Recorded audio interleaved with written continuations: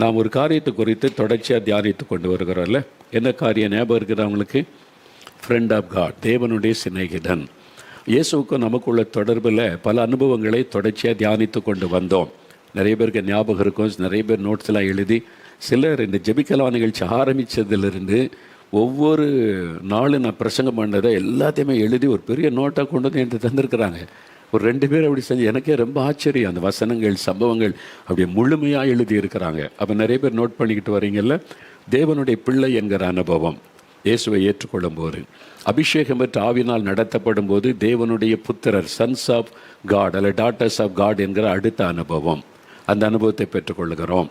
அப்புறம் தேவனுடைய சீஷர்கள் அவரை முழுமையாக ஒப்பு கொடுத்து பின்பற்ற ஆரம்பிக்கும் போது இயேசுவின் சீஷர்கள், டிசைபிள் ஆஃப் ஜீசஸ் கிரைஸ்ட். அப்போ இன்னும் நம்ம ஆண்டவரை நெருங்குகிறோம் அப்படின்னு அர்த்தம், டிசைபிளாக.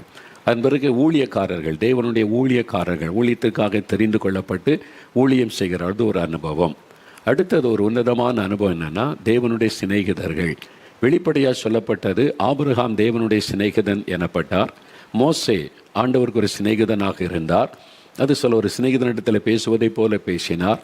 அதே மாதிரி சில பரிசுத்தவானுடைய வாழ்க்கை, நீங்கள் தாவீதுடைய வாழ்க்கையை வாசிக்கும் போதும் தேவனோடு நெருக்கமான ஒரு சிநேகிதன் என்கிற உறவில் வாழ்ந்திருப்பதை பார்க்க முடியும்.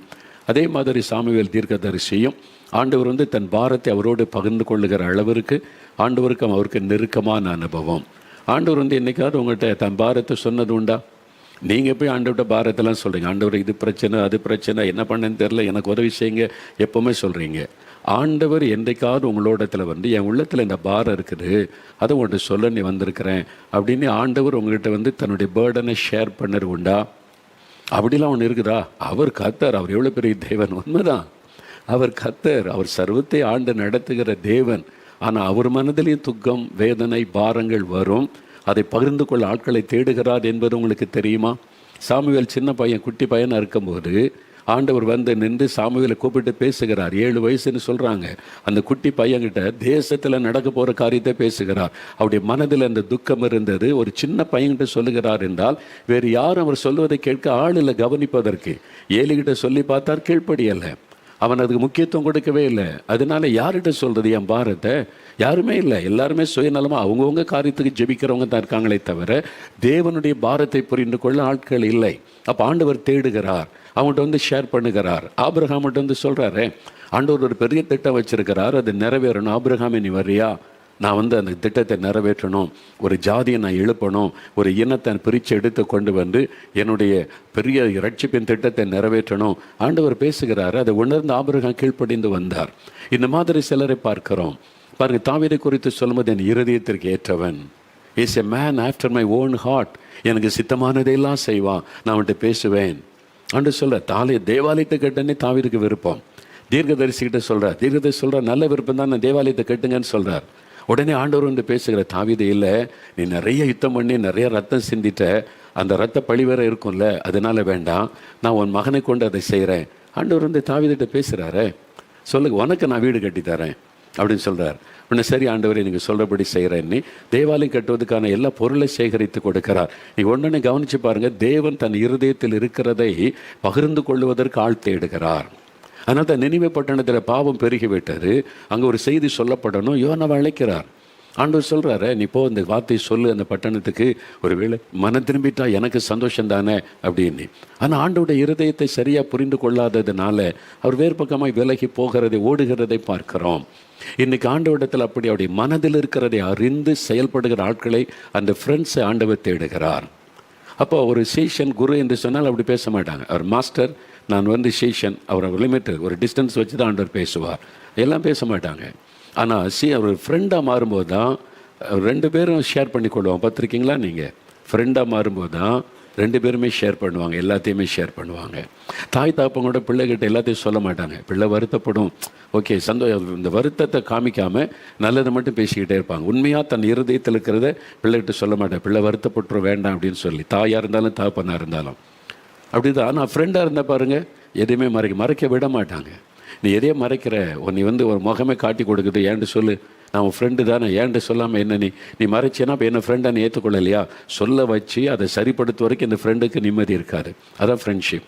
அப்போ தேவனுடைய சிநேகிதனாய் நம்ம மாறும்போது நம்முடைய பாரத்தை சொல்லுவது மாத்திரல்ல, ஆண்டவருடைய பாரத்தை அறிந்து ஆண்டவர் விரும்புகிறதை செய்வது, அதுதான் அவரை சந்தோஷப்படுத்தும்.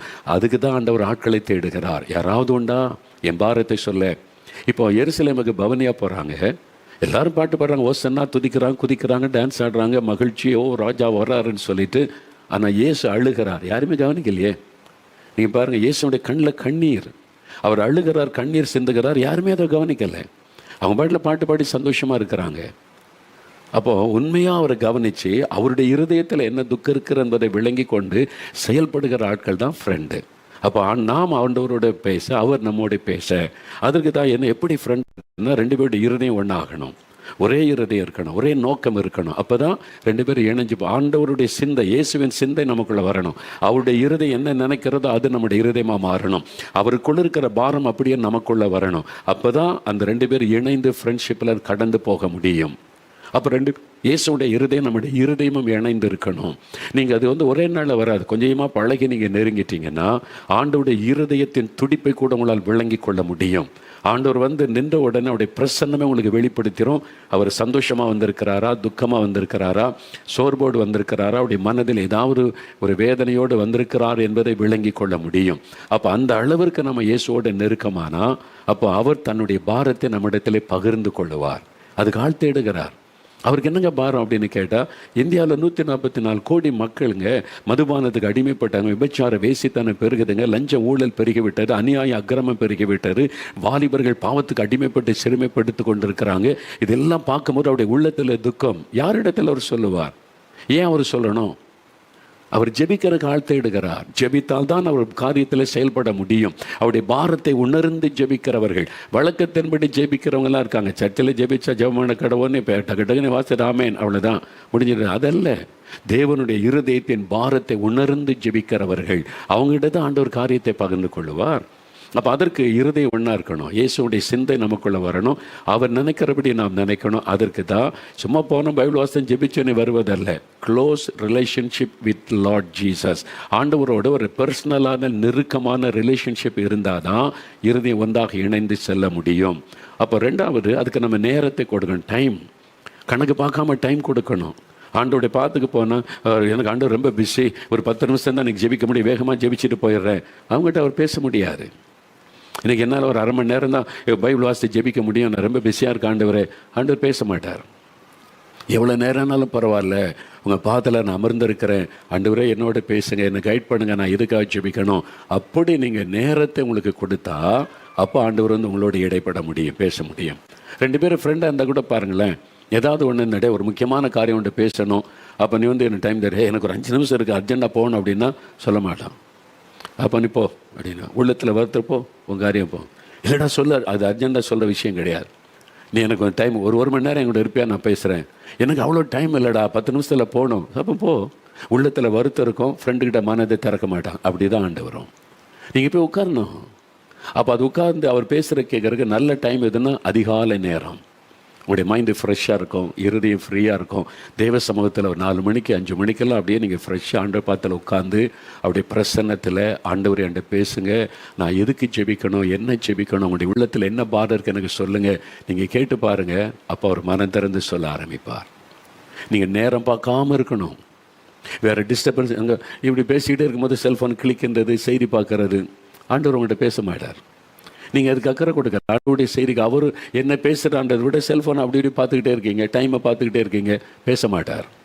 அவருடைய சத்தத்தை கேட்க முடியாது, அவர் உங்களுடைய இருதயத்தை திறக்க மாட்டார். நீங்கள் வேறு இதில் கவனம் செலுத்துறீங்க, டைம் பார்க்குறீங்க, செல்ஃபோனை பார்க்குறீங்க, யாராவது வருவாங்களோன்னு அந்த டிஸ்டர்பன்ஸே இருக்கக்கூடாது. அப்படி நீங்கள் தேவ சமூகத்தில் இருந்தால் தான். அதனால தான் இயேசு ஜெபிக்கும்போது மார்க் 1:35 அதிகாலையில் இருட்டோடு எழுந்து வனாந்தரத்துக்கு போயிடுவார். யாருடைய டிஸ்டர்பன்ஸ்? நான் பிதாவோடு பேசணும், அவர் என்னோட பேசணும், பிதாவோட என் காரியத்தை சொல்லணும், அவர் தன் காரியத்தை சொல்லணும். ஆண்டவர் போய் வனாந்தரத்தில் இருக்கிறார். ஒரு ஊழியத்தை முடித்த உடனே நான் பிதாக்கிட்ட தனியாக பேசணும், அவர் நாளைக்கு அவருடைய திட்டத்தை நான் அறியணும், நீங்கள் எல்லாம் போங்க, கோ. அவர் துரிதப்படுத்தினார், சீக்கிரம் போங்க, கோவே விரட்டுகிறார், go, I want to be alone, நான் தனியாக இருக்கணும், ஆண்டவரோட என் பிதாவோட பேசணும், தனித்து இருக்கிறார். இதுதான் இயேசு நம்ம கற்றுக் கொடுத்தாரு. மத்தை 14:23 வாசிக்கிறோம்ல, ஒரு நாள் இரவெல்லாம் போய் மலையில் காத்திருக்கிறார். 3 சீஷரை கூட்டி கொண்டு போகிறார். அவங்களுக்கும் இந்த அனுபவம் வரணும் என்பதற்காக கூட்டி கொண்டு அதை காண்பிக்கிறார். கெத்செமனே தோட்டத்தில் தனியாக போய் ஜெபம் பண்ணுகிறார். அப்போது ஆண்டவரோட தனித்து இருக்கணும், டைம் ஸ்பெண்ட் பண்ணணும். அதுக்கு மூணாவது ஒரு காரியம்னா விலைக்கரையும் கொடுக்கணும், தியாகம் பண்ணணும். சில சமயம் நீங்கள் தூக்கத்தை தியாகம் பண்ணணும், சாப்பாட்டை தியாகம் பண்ணணும், உங்களுடைய சொந்த ப்ரோக்ராம், சொந்த விருப்பத்தை நீங்கள் தியாகம் பண்ணுறதுக்கு ரெடியாக இருக்கணும். நீங்கள் ஒரு ப்ரோக்ராம் வச்சுருப்பீங்க, இன்றைக்கி இதை செஞ்சிடணும், நீ ஆண்டவர் சொல்வார், இல்லை என்கிட்ட நீ காத்திருப்பியா? நீங்கள் அதை அவாய்ட் பண்ணிவிட்டு இயேசுவோடு இருக்க ஒப்பு கொடுத்தீங்கன்னா அவர் உங்களோட இடைப்படுவார். இல்லாண்டவர் எனக்கு ஒரு முக்கியமான வேலைலாம் இருக்குது, நான் இதெல்லாம் முடிச்சுட்டு வந்துடுறேனே, அதன் பிறகு ஆண்டவருடைய இறுதி உங்களோடு பொருந்தி வருவது ரொம்ப கஷ்டம். அவருக்கு தான் முதலிடம், அவருக்கு தான் முக்கியத்துவம். அவர் பேசிட்டு அவ்வளோதான், அதில் தான் கவனம் செலுத்தணும். ரொம்ப கவனமாக நீங்கள் இருந்தால் ஆண்டு கொஞ்சம் கொஞ்சமாக அவரை நெருங்கி வர முடியும், அந்த அனுபவத்தை நீங்கள் பெற்றுக்கொள்ள முடியும். அப்போ டைமை கொடுக்கணும், தூக்கத்தை நீங்கள் இழக்க ரெடியாக இருக்கணும். நான் ஏற்கனவே சொன்னது திரும்ப சொல்கிறேன். சாது சுந்தர் சிங் என்ற தேவ மனிதர் இந்தியாவில் கத்தர் அவரை எழுப்பி சீக்கிய மதத்தில் இந்த ரட்சித்து சாதுவாக அர்ப்பணித்து ஊழியம் செய்தவர். அவர் பெரும்பாலான டைமில் ஜெபிக்க மலைக்கு போயிடுவாராம், தனியாக, யாருமே இருக்கக்கூடாது, தனியாக போய் உட்காந்து ஆண்டவரோடு பேசுவாராம். அவர் காத்திருந்து தேவன் அவர் கேட்ட எல்லா கேள்விக்கும் பதில் சொல்லி இருக்கிறார். திருவடி உபதேசம் என்று சொல்லி ஆண்டவர் அவருடைய கேள்விக்கெல்லாம் பதில் சொன்ன அந்த காரியம் ஒரு புஸ்தகமாக வந்திருக்கு. நீங்கள் கட்டாயம் வாங்கி வாசிங்க. சாது சுந்தர் சிங்குடைய திருவடி உபதேசம். ஆண்டவருடைய கேள்வி கேட்டு தேவன் பதில் சொன்னதெல்லாம் தனித்து உட்கார்ந்திருப்பார். ஒரு அனுபவத்தை நான் வாசித்தேன். ஒரு சமயம் இமயமலை அடிவாரத்தில் இருக்கிற ஒரு கிராமத்தில் கூட்டம். இவர் போய் பிரசங்கம் பண்ணினார். இவர் கூட ஒரு நண்பர் இருந்தார். இவர் கூட சாது கூட 2 பேரும் ஒன்றா ஊழியம் செஞ்சாங்க. கூட துணைக்கு வருவார். கூட்டம் முடிஞ்சிட்டு இரவில் அவங்களுக்கு உணவு கொடுத்துட்டு ஊருக்கு வெளியில் அந்த காட்டு பகுதியிலேருந்து ஒரு வீடு, அங்கே தான் அவர் தங்குறதுக்கு ஒழுங்கு பண்ணியிருந்தாங்க. அங்கே போயிட்டு அவங்க சொன்னாங்க, இங்கே ஒரு ரூம் இருக்குது, உள்ளே ஒரு ரூம் இருக்குது, இங்கே அவர் தங்கட்டும், உள்ளே சாதையாக தங்கி கொள்ளட்டும்னு அந்த மக்கள் ஒழுங்கு பண்ணிட்டு போயிட்டாங்க. சரின்னு சொல்லிவிட்டு சாது உள்ளுக்குள்ள ரூமில் ஒரு கட்டில் இருந்தார், இவர் இங்கே உள்ள கட்டில் இருந்தார். இந்த நண்பர் அதை போனவங்க என்ன பண்ணாங்கன்னா, ஒரு கம்பை எடுத்து அந்த நண்பர்கிட்ட கொடுத்தாங்க. சாது கூட வந்திருக்கார்ல, கூட துணை கேட்டேன், ஒரு தடி எடுத்து கொடுத்தாங்களே, இதை வச்சுக்கிடுங்க, எதுக்கு பாதுகாப்புக்கு, என்ன செய்யுது, காட்டுப்பகுதி, பாம்பு நடமாட்டம் இருக்கும், சப்போஸ் பாம்பு வந்ததுன்னா சும்மா தட்டுங்க, அது போயிடும் அப்படின்னு சொல்லி. இந்த ஆள் தூங்குவாரா, பாம்பு இருக்குன்னு சொன்ன பிறகு ஒன்றும் சொல்லாமல் இருந்தாலும் தூங்கியிருப்பார். அதனால் இவருக்கு இந்த பாம்பு நினைப்பில் தூக்கம் வரல, கஷ்டம். அவர் உட்கார்ந்துட்டு சாது ஐயா கவனிச்சார். உள்ளே எட்டி பார்த்தா அவர் படுக்க பக்கத்தில் முழங்கால் படிக்கிட்டு இப்படி கை கூப்பி இப்படியே ஜெபிக்கிறார். கை கூப்பி அப்படியே பார்த்து ஜெபிக்கிறார். அப்போ அவர் பார்த்தார், ராத்திரி படுக்க போகும்னாலும் ஒரு ஜெபம் பண்ணுவதில்ல, நமக்கு ஒரு பழக்கம். ராத்திரி படுக்க போகும்போது ஆண்டவர் ஸ்தோத்திரம் பண்ணிவிட்டு அவர் படுக்க போகிறாருன்னு சொல்லிவிட்டு இவர் படுத்து தூங்கிட்டார். இந்த பாம்பு ஞாபகம் இருந்ததுனால டக்குன்னு விழிப்பு வந்துட்டு பயத்தில் பார்த்தா 2 மணி நேரம் தூங்கியிருந்தார். எளிமை உட்காந்து பாரு, நடுராத்திரி நேரம். சாது தூங்கிட்டாங்களான்னு பார்த்தா அதே மாதிரி முழங்கால் நிற்கிறார். என்னடா 2 மணி நேரம் ஆச்சுது, நெடுமுழங்கால் நின்று இப்படியே ஜெபம் பண்ணிக்கிட்டே இருக்கிறார். அவர் முணுமுணுத்துக்கிட்ட பேசிக்கிட்டே இருக்கிறார், ஒரு ஆள்கிட்ட பேசுகிற மாதிரி. இவ்வளோ நேரம் ஆச்சு, இன்னும் சாது தூங்கலையே அப்படின்னு.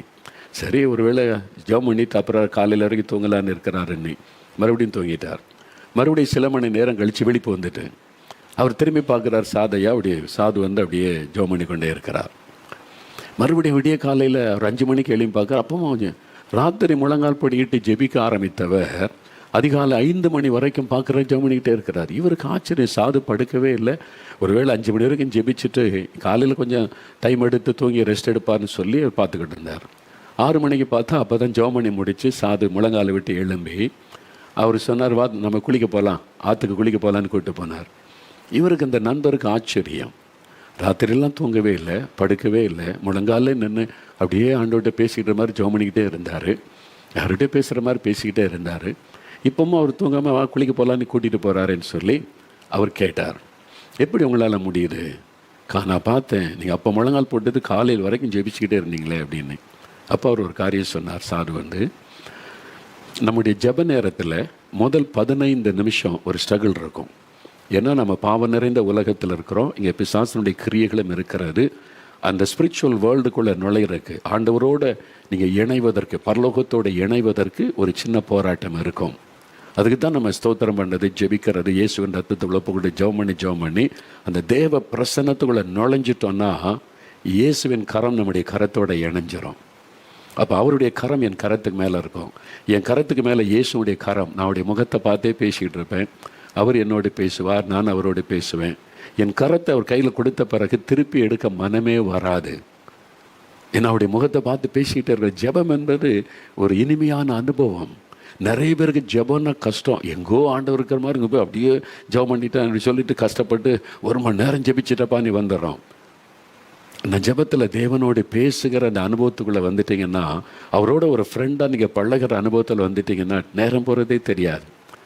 சில நேரம் ராத்திரி அப்படியே ஒரு 11 மணிக்கு ஜெபிக்க ஆரம்பித்தா முடிக்கும் போது காலை 6 மணி ஆயிரும்.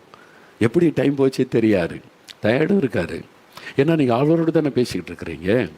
உங்கள் நேரத்தை கொடுக்கணும். சில நேரம் தூக்கத்தை இழக்கிறதுக்கு ரெடியாக இருக்கணும், தியாகம் பண்ணணும். அப்போ தான் நீங்கள் அவரோட ஒரு ஃப்ரெண்ட்ஷிப்பாக இருக்க முடியும். நண்பர்கள் 2 பேர் பழகும்போது பாருங்கள், ஒரு நண்பனுக்காக ஒன்று நான் என் நண்பனுக்கு பிடிக்காது அதனால் விட்டுட்டேன் அப்படி சொல்கிறாங்க பார்த்துருக்கீங்களா? என் ஃப்ரெண்டுக்காக நான் அதை விட்டுட்டேன் அப்படின்னு சொல்லுவாங்க. நீ எனக்கு இது பிடிக்கலை, நீ பண்ணுறது இது வேண்டாம் அப்படின்னு சொன்ன உடனே சரிடா உனக்காக விட்டுறேன் அப்படி செய்யிருக்காங்கல்ல, தான் விரும்புகிறதை கூட விட்டுருவாங்க. ஒரு நண்பனுக்காக அந்த ஃப்ரெண்ட்ஷிப்புக்காக சிலதை இழப்பாங்க, டைம் கொடுப்பாங்க. எந்த நேரமும் விடியகாலம் 2 மணிக்கு ஃபோன் பண்ணி சில நண்பர்கள் பேசுவோம் பார்த்தீங்களா, நல்ல தூங்கும் போது என்னடா இந்த நேரம் எழுப்புற, கோவப்பட்டு வைக்க மாட்டாங்க. என் ஃப்ரெண்டு இந்த நேரம் கூப்பிட்றான்னா ஏதோ ஒரு பிரச்சனைக்கு என்னன்னு ஒரு பதஸ்தத்தோடு கேட்பாங்க பாருங்க, அதுதான் ரியல் ஃப்ரெண்டு. இந்த நேரத்தில் அவன் கால் பண்ணுறான்னா என் ஃப்ரெண்டுக்கு ஏதோ ஒரு பிரச்சனை, அவன் தூங்காமல் இருக்கிறான், என்ன பிரச்சனை என்ன காரியம், அதை அறிந்து உதவி செய்யும் வரைக்கும் இவனுக்கு நிம்மதி இருக்காது. அதுதான் ரியல் ஃப்ரெண்ட்ஷிப் பாருங்க. அதே மாதிரி தான் ஆண்டவரும். இப்போ நான் என்னுடைய ஆண்டவர் நடத்தி கொண்டு வந்த பாதையில் ஒரு காரியத்தை என்னால் சொல்ல முடியும். என்னென்னா, என்னுடைய பிகினிங் ஊழியத்தின் ஆரம்ப காலம் அப்படியே நான் வெளிநாட்டு ஊழியத்துக்கு ஒரு வாசல் திறந்து போயிட்டுலாம் வந்தேன். நானே போகலை, அழைப்பு கொடுத்தாங்க, போயிட்டு வந்தேன். எனக்கு 2 தேசத்துக்கு போன விருப்பம். ஒன்று இஸ்ரேல் தேசம், ஒன்று அமெரிக்கா தேசம். இஸ்ரேல் தேசம் நமக்கு தெரியும், நம்ம இயேசு நடந்த இடம், அற்புதம் செய்த இடம் பார்க்கணுன்னு. அமெரிக்கா தேசத்துக்கு நான் போக விரும்பின காரணம் டாக்டர் பில்லி கிரஹாம், ஓரல் ராபர்ட், T.L. ஆஸ்பான், நல்ல அருமையான தெய்வ மனிதர்கள் ஊழியம் செய்த இடம். அந்த இடத்தெல்லாம் போய் பார்க்கணும், அவங்க இடங்களுக்கு போய் பார்க்கணும், இந்த ப்ராயர் டவர்லாம் பார்க்கணும் அப்படின்னு எனக்கு ஒரு விருப்பம். அப்படி நான் போய் அங்கே பிரசங்கம் பண்ண ஊழியம் செய்யலாம் ஆசைப்பட்டதில்லை. அங்கே தான் பெரிய பெரிய ஊழியக்காரங்க இருக்காங்களே, இதை பார்த்துட்டு வரேன்னு விரும்பினது உண்டு. எனக்கு ஊர் சுற்றி பார்க்குறதுல ஊழியக்காரங்க இருக்கிற இடம் தல்சாவில் இருக்கிறாங்க. அப்போ அந்த இடங்களை பார்த்துட்டு வரணும், அந்த ஊழியக்காரங்க ஊழியம் செய்து கொண்டு இருக்கிற இடம், அதுதான் எனக்கு விருப்பமாக இருந்தது. அப்போ ஒரு சமயம் அமெரிக்காவிலேருந்து வந்திருந்த ஒரு சகோதரர் சிகாகோலேருந்து வந்த நம்ம கூட்டத்தில் திறப்பின் வாசலில் பங்கு பெற்றுட்டு அவங்க அங்கே ஒரு தமிழ் சபை இந்த லெட்டர் அனுப்பியிருந்தாங்க, எங்கள் சபைக்கு வாங்க, அமெரிக்காவில் நாங்கள் இந்த கூட்டம் ஒழுங்கு பண்ணுறோம், நீங்கள் தெய்வ செய்தி கொடுக்க வாங்கன்னு சொல்லி. பெரிய சந்தோஷம் தான், நான் ரொம்ப நாள் ஆசைப்பட்டது. அப்போ அவங்க ஒரு அழைப்பு வந்திருக்கேன்னு அதை வச்சு நான் ஜெபம் பண்ண ஆண்டவர்கிட்ட, ஆண்டவரே அமெரிக்கா தேசம் போகிறக்கு ஒரு அழைப்பு வந்திருக்குது, நான் என்ன செய்யணும் ஆண்டவரேன்னு சொல்லி. ஏன்னா எந்த காரியனாலும் நான் ஆண்டவர்கிட்ட சொல்லி தான் தீர்மானம் எடுப்பார். ஏற்கனவே சொல்லியிருக்கிறேன், சின்னதோ பெருசோ ஆண்டவர்கிட்ட கேட்டு செய்யுங்க தம்பின்னு ஒரு டிஜிஎஸ் தினகரன் எனக்கு ஒரு ஆலோசனை கொடுத்தாங்க. அதன்படி எதுவுமே ஆண்டவர்கிட்ட கேட்காமல் தீர்மானம் எடுப்பது இல்லை. அதனால் நான் டைரி சிலர் வருவாங்க, பிரதர் டைரி எடுங்கம்பாங்க, எதுக்கு அப்படின்னு கேட்டால், இல்லை இந்த தேதியில் ஃப்ரீயாக இருக்கீங்களா, எதுக்கு, இல்லை எங்கள் கூட்டத்துக்கு வரணும், நான் டைரி பார்த்து ஃபிக்ஸ் பண்ண மாட்டேன், நீங்கள் லெட்டர் கொடுங்க, நான் ஜெபிக்கிறேன், ஆண்டவர் வர சொன்னால் வருவேன், அவ்வளோதான். அது மாதிரி நான் அந்த கடிதத்தை வந்து ஜெபிக்கிறேன். ஆண்டவர் சொன்னார், நோ, இப்போ நீ போகக்கூடாதுன்ட்டார் அமெரிக்காவுக்கு. அழைப்பு வந்தோம், நோ சொல்லிட்டார். சரி ஆண்டவரே, நான் எழுதிட்டேன், நான் இப்போ வர்றது தெய்வ சித்தம் இல்லை, அதனால் இப்போ நான் இந்த வருஷம் நான் வரல. இன்னைக்கு நெக்ஸ்ட் இயரும் கூப்பிட்டாங்க, அடுத்த வருஷமாக லெட்டர் எழுதி, அப்போ இந்த வருஷமாவது வாங்க பிரதர் அப்படின்னு. அதே இந்த தெய்வ சமூகத்தில் வச்சு நான் ஜெபம் பண்ண காத்திருந்து அமெரிக்காவிலேருந்து அழைப்பு வந்திருக்கு, என்ன செய்கிறது ஆண்டவரே. ஆண்டவர் சொன்னார், நோ, இப்போ போகக்கூடாதுன்ட்டார். சரி ஆண்டவரே, நான் விரும்பினது அந்த தேசத்துக்கு போகணும், இதெல்லாம் பார்க்கணுன்னு ஆசைப்பட்டார், ஆண்டவர் நோ சொல்லிட்டார். சரி ஆண்டவர்னு எழுதிட்டேன். 2வது முறையை நான் வரலன்னு உடனே அதுக்கு பிறகு அவங்க கூப்பிடவே இல்லை. ஒரு இடத்துல நாங்கள் அழைச்ச உடனே வர்றாங்க, இவர் என்ன வரமாட்டேன்றாரு அப்படின்னு சொல்லி நான் என்ன செய்ய முடியும், எஜமான் சொல்கிறது தான் நான் செய்ய முடியும், அப்பா சொல்கிறது தான் நான் செய்யணும், என் ஆண்டவர் எனக்கு சொல்லணும் இல்லை. சரின்னு சொல்லிட்டு விட்டேன். ஆனால் சில வருஷம் கழித்து ஆண்டவர் என்னை கொண்டு போனார். சில வருஷம் கழித்து கத்தர் என்னை கொண்டு போனார். ரொம்ப அது ஆச்சரியம், எல்லாத்தையும் சொல்ல முடியாது, அது எனக்கு போன விதங்கள் கத்தர் கொண்டு போனார். முதல் முறை போயிருக்கும்போது நியூயார்க்கில் ஒரு வீட்டில் தங்கியிருந்தேன். அப்போ சில கூட்டங்கள்லாம் தெய்வ செய்தி கொடுக்க ஆண்டவர் வழி திறந்தார். சொன்னாங்க, அங்கே ஒரு சபையில் வந்து ரெட்டிட்டு போகிறாங்க, கேம்பு, அதாவது கேம்ப் சைட்டில் போய் 3 நாள் ரெட்டிட்டு சபையாக, அதில் பங்கு பெறல. நான் எங்கள் சபையிலேருந்து போகிறேன், நீங்கள் வர்றீங்களா, பிரசங்கம் பண்ணுறதுல பிரசங்கம் பண்ண ஊழியக்காரங்க வர்றாங்க, நம்ம போயிட்டு வரலாம் ஒரு ஃபெலோஷிப். சரி போகலான்னு சொல்லி போனோம். ஒரு ஊருக்கு வெளியில் இருக்க ஒரு பெரிய கேம்ப் சைட்டு, அங்கே ஒரு பெரிய குளம்லாம் இருக்குது, தங்குறதுக்கு இடங்கள் இருக்குது, சேப்பல் இருக்குது, பகலில் கொஞ்சம் நேரம் மீட்டிங் நடக்குது, அப்புறம் விளையாட்டு, அதெல்லாம் ஒரு கேம்ப். அது வந்து ஒரு சர்ச்சு கேம்புன்னா கொஞ்சம் நேரம் செய்தி கொடுப்பாங்க, கொஞ்சம் நேரம் அவங்களுடைய விளையாட்டு அதெல்லாம் உண்டு. அது மாதிரி முதல் நாள் எல்லாத்தையும் நானும் பங்கு பெற்றேன். ஒரு ஹாலில் நிறைய பேர் ஒன்றா படுத்திருக்கிற மாதிரி அரேஞ்ச்மெண்ட்ஸு. இரவில் எல்லாம் சாப்பிட்டு முடிச்சுட்டு படுக்கிறோம். நான் ரொம்ப குளிர் வேறு, நம்ம படுத்திருக்கும் போது 11 மணி இருக்கும். நான் தூங்கலை. அப்படிதான் தூங்குறதுக்கு படுத்து அந்த சமயத்தில் ஆவியானவர் என்னை தூண்டுறாரு, ஜெபிக்கணும். அப்போ ஆவியானவர் என் ஆவியில் பேசுவது எனக்கு தெளிவாக தெரியுது. ஆண்டவர் ஜெபிக்கணும் அப்படின்னு பாரப்படுத்துகிறார். அப்போ உடனே நான் படுக்க விட்டு எழுந்தேன். பார்த்து எல்லாம் தூங்குறாங்க. அந்த காலுக்குள்ளே ஜெபிக்க முடியாது. ஏன்னா இது நான் ஆண்டவர் அந்த ஜெப வித்தியாசமாக இருக்கும். ஆண்டவர் எப்போ ஏவி நடத்தினா ஆண்டவருடைய இடைபடுவது வித்தியாசமாக இருக்கும். நான் எழுந்து வெளியே வந்துட்டேன். குளிர், பனி பெய்யுது, குளிர். எங்கே போய் ராத்திரி 11:30 மணி இருக்கும்.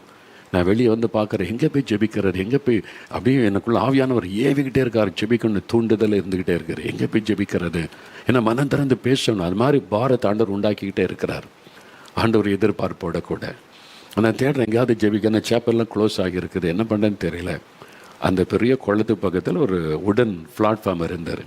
சரி, இதில் போய் ஜெபிக்கலான்னு போய் அங்கே போய் கிட்டத்தட்ட நடுராத்திரி நேரம் நான் போய் முழங்கால் படியிட்டு மனம் திறந்த, ஆண்டவரே நீங்கள் என்னை ஜெபிக்க கூப்பிட்ருக்கீங்க, நீங்கள் தான் அழைச்சிங்க, நீங்கள் சொன்னதுனால நான் வந்திருக்கிறேன், நான் என்ன செய்யணும் ஆண்டவரே, என்ன காரியம்? நானாக ஜெபிக்கலை, நான் ஆண்டவர் தான் நான் அழைச்சிருக்கிறார். ஜெபிக்கணும்னு தூண்டுதலை கொடுத்து, அப்போ தேவன் ஏதோ என்கிட்ட பேச விரும்புகிறதை உணர்ந்து நான் என்ன செய்யணும், என்ன ஆண்டவரே என்பதாக கேட்டேன். ஒருத்தர் கூட்டங்கள் என்ன கூப்பிட்டீங்க அப்படின்னு கேட்பேன். அது மாதிரி தான் கேட்டேன், என்ன ஆண்டவரே? ஆண்டவர் பேச ஆரம்பித்தது துக்கம். அப்படி உள்ளத்தில் ஒரு பெரிய பாரத்தோட துக்கத்தோட, நீ இந்த தேசத்தை பார்க்குற, அமெரிக்கா தேசத்தை நீ வெளியில் பார்க்குற, இந்த தேசத்தை குறித்து என் உள்ளம் துக்கம் அடைந்திருக்கிறது. இந்த அமெரிக்கா தேசத்தின் சில காரியங்களை ஆண்டவர் எனக்கு காண்பித்த போது நான் நினச்சது வேற, இங்கே நடந்து கொண்டு இருக்கிறது வேற. நான் நினச்சது இவ்வளோ பெரிய ஊழியக்காரங்க சபைகள் இன்னும் அமெரிக்கான்னு அப்படின்னு, ஆனால் தேவன் சொன்ன காரியங்கள் ரொம்ப டிஃப்ரெண்ட், வித்தியாசம். ஆண்டோடைய உள்ளத்தில் இருக்கிற பாரத்தை சொல்ல சொல்ல கடல கண்ணீராவடி. அப்போ தேவனுக்கு இந்த தேசத்தை குறித்து இவ்வளோ பெரிய பாரம் இருக்கிறது. ஆண்டவர் சொல்றார், என்னுடைய பாரத்தை விளங்கி கொண்டு ஜெபிப்பதற்கு ஆட்கள் இல்லை, ஜெபிப்பதற்கு நான் ஆட்களை தேடுகிறேன்.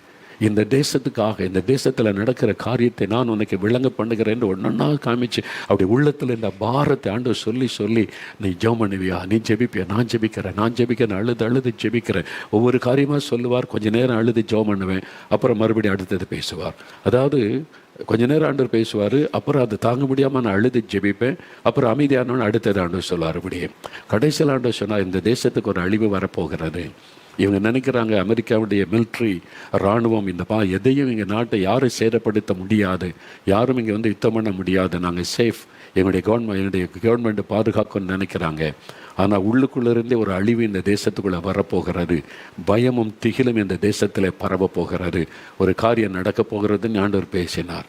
நான் சொல்லி அழுது ஜெபம் பண்ணி அந்த ஆண்டோடைய பாரத்தை அவர் சொல்லிக்கிட்டே இருக்கிறார். அப்போ நாம ஜெபத்தை நிறுத்த முடியாது. ஆண்டவர் பேசும்போது அவர் முடிக்கும் வரைக்கும் கவனித்து தொடர்ந்து ஜெபிச்சுக்கிட்டே இருக்கணும். அப்போ அது மாதிரி தான் நான் ஜெபம் பண்ணிக்கொண்டே இருக்கிறேன். ஆண்டவர் சொல்ல இந்த காரியமாய் ஜெபம் முடியும் போது விடியற் காலை ஒரு 5 மணி ஆயிட்டப்போ ஆண்டவர் சொன்னார், ஓகே நீ தொடர்ந்து இதுக்காக ஜெபம் பண்ணு, நான் போயிட்டு வரேன்னு ஆண்டவர் கடந்து போய்விட்டார். அதன் பிறகு தான் நான் வந்தேன். எனக்குள்ள அந்த தேசத்துக்கு ஒரு பெரிய பாரம் அதன் பிறகு தான் உண்டாயிற்று. அப்போ நான் ஜெபிச்சா மாத்திரம் போது அது இங்கே இருக்கிற மக்கள் ஜெபிக்கணும்னு எதிர்பார்க்கிறார். அந்த சமயத்தில் தான் தேவனுக்கு உபவாச ஜெபத்துக்கு வாசலை திறந்தார்.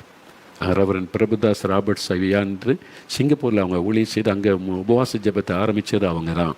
அவங்க ரிட்டையர்ட் ஆன பிறகு அமெரிக்கா வந்துட்டாங்க. அவங்களுடைய பிள்ளைகள் அங்கே இருந்ததுனால தமிழ் சபைக்கு பாஸ்டாக இருந்தாங்க. எனக்கு தகப்பனை போல் அவங்க சிங்கப்பூர்லேயே பழக்கமா. அதனால் அவங்க கூப்பிட்டு சொன்னாங்க, இந்த நாட்டுக்கு ஜபம் தேவை, அதனால் இங்கே நம்ம உபவாச ஜபம் வைக்கணும், நீங்கள் நடத்தணும். நான் சொன்னேன், ஐயா அது வருஷம் நடத்தணும். உபவாச ஜபம் ஆரம்பித்தா இந்த இவ்வளவு தூரமான தேசத்துக்கு எப்படி வர முடியும்? ஏதோ 4 வருஷத்துக்கு ஒரு முறை வந்தால் பரவாயில்ல, வருஷம் வரலாம் சாத்தியமா அப்படின்னு இல்லை. இந்த நாட்டுக்காக ஜெபிக்கணும், ஜெபிக்கிற மக்கள் எழும்பணும்னு சொல்லி சரி என்று சொல்லி கர்த்தர் அப்படி தான் வழி திறந்தார் அமெரிக்காவுக்காக ஜெபிக்க. அப்போ அதன் பிறகு வாஷிங்டன் டிசியில் தான் உபவாச ஜெபம் ஒவ்வொரு வருஷமும் தவறாமல் ஜெபிக்க அழைத்து கொண்டு போனார். கிட்டத்தட்ட 25 வருஷமாக ஒரு வருஷம் கூட தடைப்படவில்லை. கொரோனா காலத்தில் மட்டும் இங்கிருந்தே அவங்களோட இணைந்து ஆன்லைனில் ஜெபம் நடத்தப்பட்டு ஜெபம் தடுக்கப்படவே இல்லை. ஒரு வருஷம் கூட தடையாகலை. தேவன் தொடர்ந்து கொண்டு போய் ஜெபிக்க வைத்தார். அப்போ ஒரு 10 வருஷம் ஜெபிச்சிட்டோமா, நான் அங்குள்ள அரசாங்கம் நாங்கள் போய் கேபிட்டல்லாம் ஜெபம் பண்ணோம். அமெரிக்கா கேபிட்டல் இருக்குல்ல, பார்லிமெண்ட் கட்டடம், அந்த படியிலெல்லாம் போய் ஏறி ஜெபிக்கலாம். அங்கெல்லாம் போய் ஜெபம் பண்ணோம். ஒயிட் ஹவுஸ் பக்கத்தில் போயெல்லாம் ஜெபம் பண்ணோம். அப்படிலாம் ஜெபம் பண்ணோம். ப்ரேயர் வாக்கெல்லாம் போவோம். 10 வருஷம் ஜெபிச்சிட்டோமா, ஒரு பெரிய மாற்றம் ஒன்றும் இல்லை. அதனால் எனக்கு என்னென்னா போதும், 10 வருஷம் தொடர்ந்து ஜெபிச்சிட்டோம், என்ன பெரிய மாற்றம், கவர்மெண்ட் பார்த்தா அப்படி தான் இருக்குது, இது இப்படி தான் இருக்குது, நாட்டில் நடக்கிற பார்த்து எனக்கு ரொம்ப சோர்வு வந்துட்டா, இனி வர வேண்டாம், ஒரு 3-4-5 வருஷத்துக்கு ஒரு முறை கர்த்தர் சொன்னால் வருவோன்னு சொல்லிட்டு தீர்மானம் பண்ணிட்டேன். அந்த வருஷம் நான் தனியாக போனேன். பொதுவாக என்னுடைய மனைவி நானும் சேர்ந்து நிறைய நேரம் போயிருக்கோம் அமெரிக்காவுக்கு. அந்த மாதிரி அவளால் வர முடியல. அப்போ நான் சொன்னேன், எனக்கு கொஞ்சம் அமெரிக்காவுக்கு ஃபெடப் ஆகிட்டு, அதனால் இனி போதும்னு நினச்சிட்டேன். என் மனைவி ஆமாம் சொல்லிட்டு வாங்க, எதுக்கு வருஷம் போனால் அவ்வளோ தூரத்துக்கு, சும்மா ஒரு 3-4 வருஷத்துக்கு ஒரு முறை போனால் போதும் அப்படின்னு சொல்லி நான் கனடாவில் முதல்ல ஊழியம் முடிச்சுட்டு அமெரிக்கா தேசம் வருகிறேன். சான் ஃப்ரான்சிஸ்கோவில் ஒரு வீட்டில் நாங்கள் வழக்கமாக நான் என் மனைவிலாம் தங்குவோம். சொந்த குடும்பம் மாதிரி அந்த குடும்பம், கிறிஸ்டியன் மலர் சிஸ்டர்ஸ் அந்த ஃபேமிலியில் தான் தங்குவோம். அப்போ நான் ரொம்ப அன்றைக்கி இரவு சேர்ந்தேன். நான் ரொம்ப டயர்டு, தொடர்ந்து கூட்டம் கனடாவில் முடிச்சுட்டு சோர்பாக சேர்ந்தேன். அவன் பார்த்து நல்ல உணவெல்லாம் கொடுத்த பிறகு, பிரதர் நாளைக்கு ஒரு ப்ரோக்ராம் இல்லை, நம்ம நீங்கள் எவ்வளோ நேரம் ரெஸ்ட் எடுக்கணுமோ எடுத்து மெதுவாக எழும்புங்க அப்படின்னு சொன்னேன். நானும் சொன்னேன், ஆமாம் எப்போ விழிப்பு வருதோ அப்போ தான் நான் எழும்புவேன் அப்படின்னு சொல்லிவிட்டு அந்த எனக்குன்னு உள்ள ரூமில் எல்லா ஸ்க்ரீனை போட்டு க்ளோஸ் பண்ணிட்டேன். பகல் வெளிச்சம் வரக்கூடாதுன்னு சொல்லி நல்லா தூங்கி ரெஸ்ட் எடுக்கணும் அப்படின்னு. ராத்திரி போகும்போது ராத்திரி 11-12 ஆகிட்டு படுக்க போக, என்ன நாங்கள் சாப்பிட்டுலாம் முடிச்சு போகிறதற்கு எல்லாம் க்ளோஸ் பண்ணிவிட்டு நான் எப்போ விழிப்பு வருதோ அப்போ தான் எழும்புன்னு சொல்லிட்டு தான் நான் படுக்கிறேன். மனசில் நினச்சிட்டு நான் படுத்து நல்லா தூங்குறேன். டயர்டில் யாரோ என்னை எழுப்புறாங்க, தட்டி யாரா எழும்பு அப்படின்னு. அப்போது ஆண்டவர் நிற்கிறார். அவர் என்னை எழுப்புகிற எனக்கு நல்ல ஆவியில் தெரியுது. டக்குன்னு விழிப்பு வந்த உடனே இயேசு வந்துட்டானா நான் உடனே படுத்துட்டுலாம் பதில் சொல்ல மாட்டேன், எளிமை உட்காந்துட்டேன். அப்போ ஆண்டவர் நின்று என்கிட்ட பேச விரும்புகிறார் என்பதை உணர்ந்தேன். அப்போ அவரே நிற்கிறார்.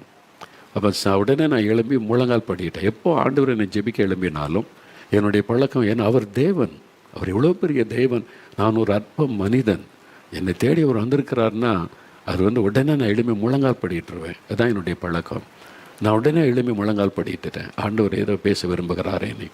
அப்போ என்ன ஆண்டவரே என்பதாக நான் காத்திருந்த போது ஆண்டவர் பேச ஆரம்பித்தார். அவர் முதலாவது சொன்ன வார்த்தை, இந்த தேசத்தை நீ வெறுக்காத. நான் உண்மையில் ஒரு ஹேட்ரட் எனக்கு அமெரிக்கா மேலே, என்ன ஒரு கிறிஸ்தவ தேசம்னு சொல்லி இப்படி இருக்குது அப்படின்ற மாதிரி ஒரு வெறுப்பை வந்துட்டு ஆண்டவர் சொன்னார், நான் இந்த தேசத்தை நேசிக்கிறேன், நீ இந்த தேசத்தை நேசிக்கணும். அந்த வார்த்தை என் இருதயத்தை உடைத்து விட்டது. நான் சிறு பிள்ளை போல தேம்பி அழுதேன்.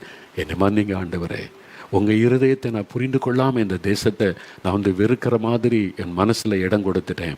என்னை மன்னிங்க ஆண்டு சொல்ல, இந்த தேசத்தை நான் நேசிக்கிறேன், நீ நேசிக்கணும், நீ தொடர்ந்து ஜெபிக்கணும்னு ஆண்டவர் பேசினார். அப்போ தான் என்னை திரும்ப ஒப்பு கொடுத்த, ஆண்டவரே நீங்கள் சொல்கிறத நான் செய்கிறேன். அப்போ தேவனுடைய உள்ளத்தில் இருக்கிறதை நம்மோடு ஆண்டவர் பகிர்ந்து கொள்ள விரும்புகிறார். அதான் சொல்ல வருகிறேன். ஆண்டவர் நம்மோடு அவருடைய உள்ளத்தில் இருக்கிற பேச விரும்புகிறார், நம்ம இடம் கொடுக்கணும். அப்போ நான் காத்திருந்து ஜெபிக்க தேவன் நிறைய காரியம் பேச. அப்போ ஆண்டவர் சொன்னார், நீ அரசாங்கத்தை பார்க்குற, ஆள்றவங்கள பார்க்குற, நாட்டில் நடக்கிற வெளியில் நடக்கிற காரியத்தை பார்த்துட்டு இப்படிலாம் நடக்குதுன்னு நினைக்கிற. ஆனால் இதுக்கெல்லாம் முக்கிய காரணம் என்னன்னா, நீ சபையை பாரு. சபை மாறினா தான் சமுதாயத்தில் மாற்றம் வரும், அரசாங்கத்தில் மாற்றம் வரும். சபை பாழாய் கிடக்கிறது. சபைக்குள்ளே இந்த பாவமெல்லாம் சபைக்காக நீ பாரம் எடுத்து ஜெபிக்கணும்னு அங்கே தான் ஆண்டவர் எனக்கு கற்றுக் கொடுத்தார். அப்போ என்னுடைய பார்வை தவறாக இருந்தது. ஆண்டவர் எதை நீ நோக்கணும், எதை கவனிக்கணும், எதை பார்த்து ஜெபிக்கணும் என்பதை ஆண்டவர் எனக்கு கற்றுக் கொடுத்தார். அப்போ நான் ஆண்டவரிடத்தில் கண்ணீரோடு ஜெபம் பண்ணி, இனி நான் அதுக்காக ஜெபிப்பேன் ஆண்டவரேன்னு சொல்லி என்னை திரும்ப நான் ஒப்பு கொடுத்தேன். அது பல மணி நேரம் ஆயிற்று, கிட்டத்தட்ட விடியற்காலை நேரம் வரைக்கும் ஆயிட்டு. ஆண்டவர் பேசி ஒன்றா எனக்கு விளங்க பண்ணி என்னை ஒப்பு கொடுத்து நான் ஜெபித்த முடிப்பதற்கு. அப்போ அந்த மாதிரி ஆண்டவர் தேசங்களை குறித்து ஒரு பாரமுள்ள ஒரு தேவன். தேசத்தில் எது வேதனைப்படுத்துகிறது என்பதை அவர் சொன்னால் தான் நம்ம விளங்கி கொள்ள முடியும். நம்ம வெளித்தோட்டத்தில் பார்த்து சிலதை ஜட்ஜ் பண்ணுவோம், இது சரியில்லை அது சரியில்லை அப்படி இப்படின்னு சொல்லி. ஆனால் தேவன் தான் கரெக்டாக நமக்கு சொல்லுவார். அதுக்கு நம்ம தேவ சமூகத்தில் காத்திருக்கும் போது அவர் அந்த காரியத்தை விளங்க பண்ணினால்தான் நமக்கு தெளிவாக விளங்கும். தேவன் அதை எனக்கு விளங்க இதுதான் காரியம், இதுக்கு நிஜம் பண்ண என்று ஆண்டவர் போதித்தார். அது மாத்திரம் கிடையாது, தொடர்ந்து அந்த ஜெபம் நடந்து கொண்டே இருக்கிறது. இப்போவும் கடந்த வருஷம் ஜூலை மாதம் நான் போயிருந்த சமயமும், ஜூலை மாதம் டெக்ஸஸ் மாநிலத்தில் அங்கே போயிருந்த போது ஒரு வீட்டில் தங்கியிருந்தேன். அப்போ என்ன, நாங்கள் போனால் நம்ம ஃபேமிலியாக நம்ம ஃப்ரெண்டாக பழகினால நம்ம நேரம் பேசிகிட்டு இருப்பாங்க. அப்போ அவங்க சந்தோஷம் ஆண்டோடைய காரியங்கள் அதுதான். அதனால் படுக்க போகிற கொஞ்சம் லேட் ஆகிரும். அது மாதிரி தான் நான் இந்த கடந்த ஜூலை மாதம் போயிருக்கும்போது நான் ஆண்டவர் அதே மாதிரி பெரும்பாலும் ஆண்டவர் சந்தித்து பேசுகிற டைம் அதிகாலை 2 மணி 3 மணி. அது நம்முடைய இருதயமும் ஃப்ரெஷ்ஷாக இருக்கும், மைண்டு ஃப்ரெஷ்ஷாக இருக்கும். ஈஸியாக தேவன் நம்மோட கம்யூனிகேட் பண்ண முடியும், வேறு எந்த டிஸ்டர்பன்ஸும் இருக்காது. அப்போ ஆண்டவரோடு நம்ம ஈஸியாக கம்யூனிகேட் பண்ண முடியும். அப்படின்னா தான் ஒரு 3 மணி நேரம் 4 மணி நேரம் கூட தொடர்ச்சியாக ஜெபிக்க முடியும். இப்போ 4 மணி 5 மணியாக நான் கூட கொஞ்சத்தில் விடிஞ்சிரும், அந்த கதவை தட்டுவாங்க, காஃபி வேணுமா அப்படின்லான்னு.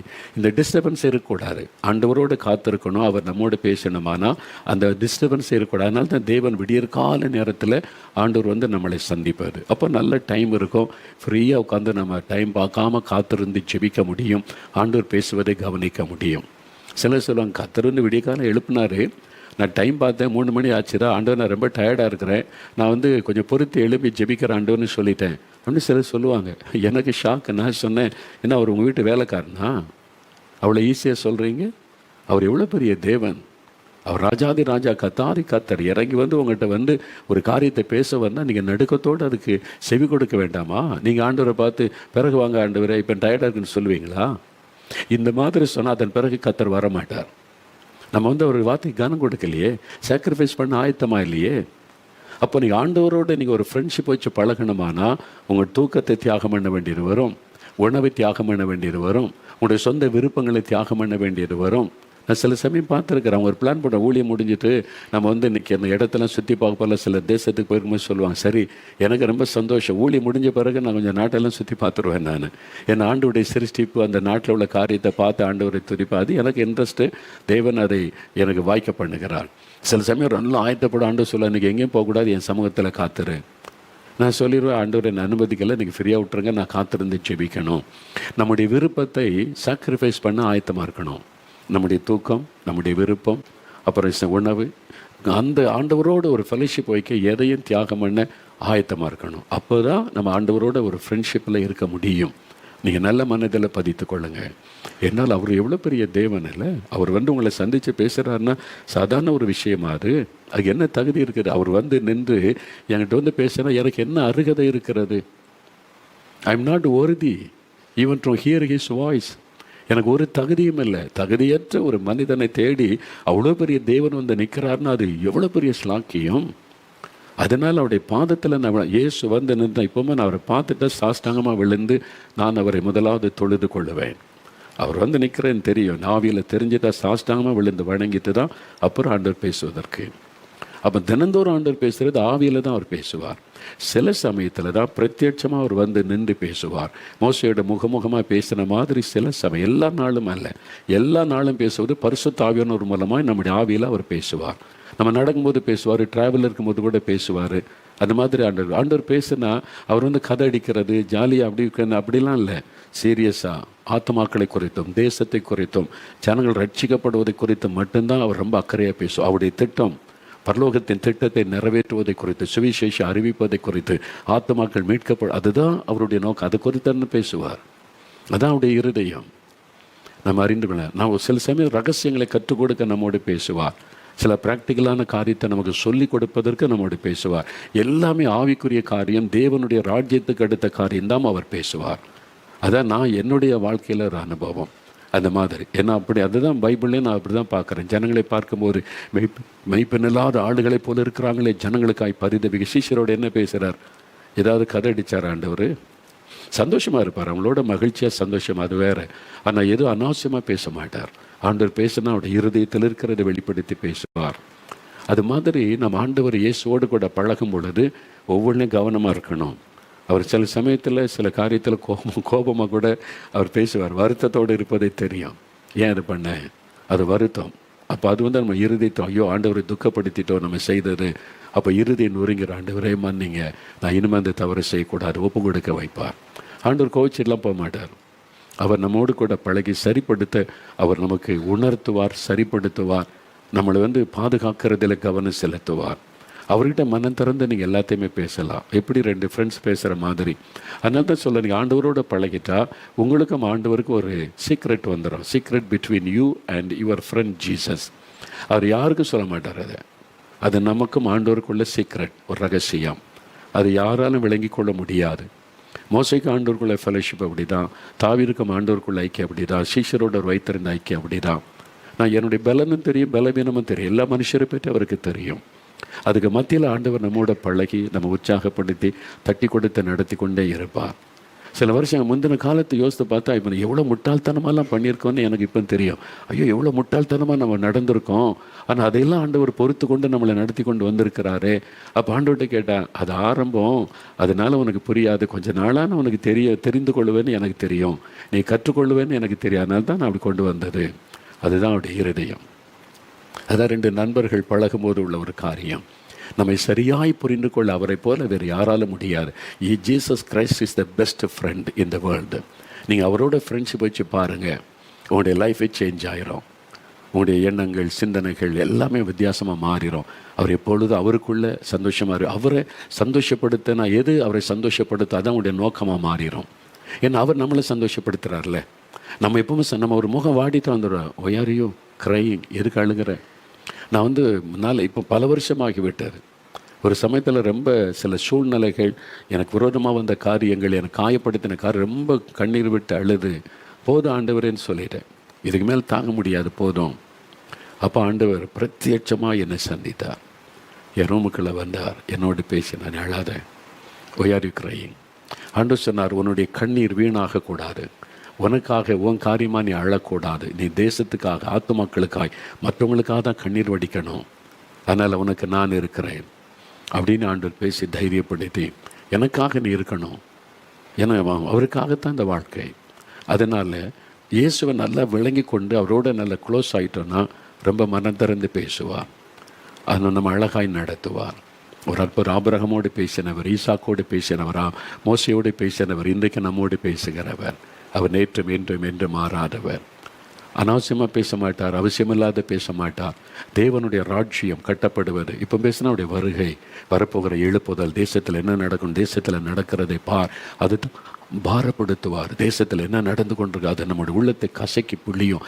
தேவனை துக்கப்படுத்துகிறதெல்லாம் நம்மளை துக்கப்படுத்தும், தேவனை பாதிப்பை உண்டாக்குறதெல்லாம் நம்மளுக்குள்ளே பாதிப்பை உண்டாக்கும். நம்ம ஜெப நேரத்திலே தெரிஞ்சிடும் இது ஆண்டவரை பாதிக்கிற காரியம். அப்போ அதுக்காக நம்ம ஆண்டவரிடத்தில் மன்றாடி ஜெபிக்கிற ஒரு அபிஷேகத்துக்குள்ளே ஆவியானவர் நடத்தி விடுவார். அப்போ இயேசுவோடு இணைந்து ஜெபிப்பது. அப்போ இதுதான் நம்ம ஆண்டவரோட ஃப்ரெண்ட்ஷிப் வச்சு பழகிற ஒரு காரியம். நான் ஆரம்ப காலம் 80களின் 78 அந்த ஊழி ஆரம்பித்த காலத்தில் 4 மாடிக்கு ஆண்டவர் வர சொல்லிட்டு வந்துட்டேன்னா, நான் பிரசங்கம் பண்ணும்போது அப்போ நான் இந்து குடும்பத்திலேருந்து ரட்சிக்கப்பட்டு வந்தேன்னு தெரியும். எல்லோரும் புகழுவாங்க, யாரும் என்ன குறை சொன்னதே இல்லை. ஆரம்பத்தில் எல்லோரும் புகழுவாங்க. என் சபையில் இங்கே உழித்து போகிற இடத்துல இந்த தம்பி இந்து குடும்பத்தில் வந்திருக்கார் அப்படின்னு. ஒரு நாள் பைபிள் ஒரு வசனம் வாசித்தேன், எல்லாராலும் புகழப்படுகிறவனுக்கு ஐயோ அப்படின்னு ஒரு வசனம் இருக்குது. அதை பார்த்தோன்னே எனக்கு ஆண்டவரே, இது எனக்கு ரொம்ப டேஞ்சர். எல்லோரும் என்ன புகழ்கிறாங்க, யாரும் குறை சொல்ல மாட்டேங்கிறாங்க, எல்லோரும் புகழ்கிறாங்களே, எனக்கு ஐயோ அப்படி தானே அந்த வசனம் சொல்லுது அப்படின்னு சொல்லி நான் அது குறித்து யோசித்து கொண்டே இருந்தேன். அப்போ ஒரு நாள் ஆண்டவர் சொன்னார், இந்த சபையில் பிரசங்கம் பண்ண கூப்பிட்டாங்களா, 4 மாடி சர்ச்சு தான், அதில் நான் இருந்த பிரசங்கம்னு சொல்லுவாங்க. அப்போ அன்றைக்கு ஆண்டவர் சொன்னார், நான் போய் தேரிக்காட்டில் காத்திருப்பேன், காட்டுப்பதில் என்ன பிரசங்கம் பண்ண. ஆண்டவர் சொன்னார், நீ பாவத்தை விட்டு மனம் திரும்பன்னா இவங்களுக்கு பாவம்னா என்னன்னு தெரியல, இதுதான் பாவம்னு பேசு அப்படின்னு பைபிள்லேருந்து இந்த வசனத்தெல்லாம் சொல்லி, இந்த பாவம் இருக்குது மனம் திரும்பன்னு பேசினார். நான் சொன்னேன், ஆண்டவரே இதை பேசினா என்னை அடிக்க வந்துடுவாங்க, ஏன்னா வெளி சபை எங்கேயோ போய் பேசிடுவானா ஓடி வந்துடலாம், சொந்த ஊர் சொந்த சபைக்குள்ளே இதை பேசுனா அவ்வளோதான், எப்படி ஏற்றுக்கொள்வாங்க, நீ இதை சொல்லு, நீ சொல்லலைன்னா இவனுடைய ரத்தப்பழி உங்ககிட்ட கேட்கப்படும், அதனால் நீ சொல்லு அப்படின்னாரு. சரி ஆண்டவர், நான் ரொம்ப ஜெபிச்சேன். பிரசங்கத்துக்கு முன்னால் கண்ணீர் விட்டு அழுது ஜெபம் பண்ணேன், இந்த வசனம் உங்களுக்குள்ளே கிரியை செய்யணும் ஆண்டவர் என்னை ஜெபம் பண்ணிவிட்டு நான் போய் சர்ச்சில் நிற்கிறேன். மைக் வைப்பாங்க, ஊருக்கே கேட்கும் அந்த பிரசங்கம். அன்றைக்கி மைக்கை நான் ஆஃப் பண்ணி வச்சுட்டேன், ஏன்னா வெளி ஆட்கள் அதை கேட்க வேண்டாம், இது சபைக்கு கொடுக்குற செய்தின்னு சொல்லி ஆண்டவர் சொன்ன வார்த்தை பிரசங்கம் பண்ணேன். இதுதான் பாவம், இந்த வசனம், இந்த பாவம் இங்கே இருக்குது, உனக்குள்ளே இருக்குது, சபைக்குள்ளே இருக்குன்னு பேசி முடித்தேன் பாருங்கள். ஆராதனை முடித்த உடனே கலவரம் வந்துட்டு சர்ச்சுக்குள்ளே. ஒரு குரூப் இப்படிலாம் பிரசங்கம் பண்ணலாம், எப்படி இந்த மாதிரி பேசலாம் அப்படின்னு. நான் எங்கே பேசினேன், ஆண்டவர் எல்லாம் வசனம் அதானே. ஒரு குரூப் சொல்கிறாங்க, இந்த செய்தி நம்ம சபைக்கு தேவை, இந்த மாதிரி யாரும் பேசலை அப்படின்னு. அவ்வளோதான், 2 பிரிஞ்சு முக்கியமான ஆட்கள் சொல்லிட்டாங்க, இனிமேல் மோகன்லாஸை சபையில் பிரசங்கம் பண்ண விடக்கூடாது.